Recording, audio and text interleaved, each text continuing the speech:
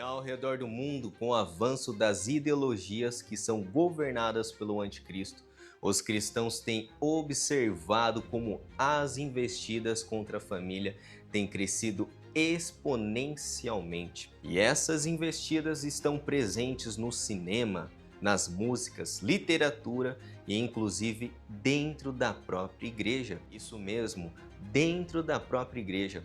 E nós não podemos esquecer que o diabo se transfigura de anjo de luz e atua como lobo em pele de cordeiro. E a família, ela tem sido atacada justamente dentro do contexto da própria igreja. E com o avanço do discurso feminista, os filhos são vistos como fardo, o empecilho para as mulheres que querem deslanchar na sua carreira profissional. E para muitos casais, filhos são vistos como fardos que impedem seus sonhos de serem realizados. E para outros casais nesse mundo de trevas, caos, pecado, a conclusão mais sensata para eles é abster-se de ter filhos. Mas a pergunta que fica é essa: o que a Bíblia fala sobre filhos? Qual a visão das Escrituras sobre a família? Esse é o ponto de partida que todo cristão deve iniciar.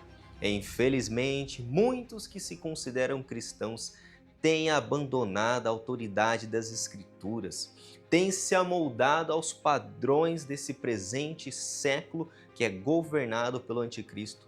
Nós devemos ter a mente de Cristo, a mente renovada pela palavra de Deus, e os padrões do mundo não podem influenciar o nosso estilo de vida. E vocês que estão assistindo esse vídeo agora, não importa se você é solteiro ou não tenha filhos ainda, mas considere esse material para estar na sua estante.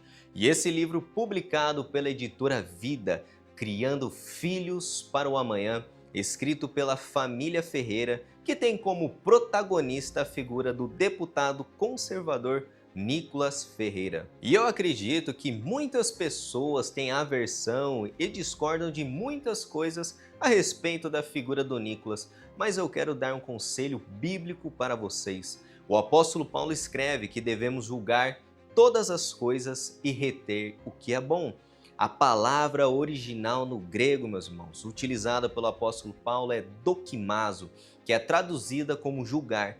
E essa palavra era utilizada nos tempos antigos para avaliar a pureza do ouro. E para isso, as pessoas precisavam testar, examinar, provar, verificar e separar os materiais impuros até conseguirem aquele ouro puro. E é esse convite que eu gostaria de trazer para vocês. E como eu amo uma boa literatura, ler livros bíblicos, eu também gosto de instigar as pessoas a adquirir uma obra, trazendo citações e comentário a respeito dele. No capítulo 27, por exemplo, que é tratado o tema Valores que Perduram, Nicolas traz essa afirmação. Veja comigo. Diferentemente de instituições políticas, econômicas ou educacionais que surgiram como respostas às flutuações e demandas da sociedade, a família se difere em sua origem. Isso porque ela não é subproduto de uma evolução social, mas foi concebida pelo próprio Deus para um propósito que ele designou. E essa citação que eu trouxe para vocês não é um pensamento novo do Nicolas, mas teólogos ao longo da história da igreja afirmaram essa realidade. A família é uma instituição divina, ou seja, se quisermos compreender a instituição da família, não podemos olhar para a cultura, posições políticas, ideológicas ou como se a família fosse apenas uma construção social criada pelo homem.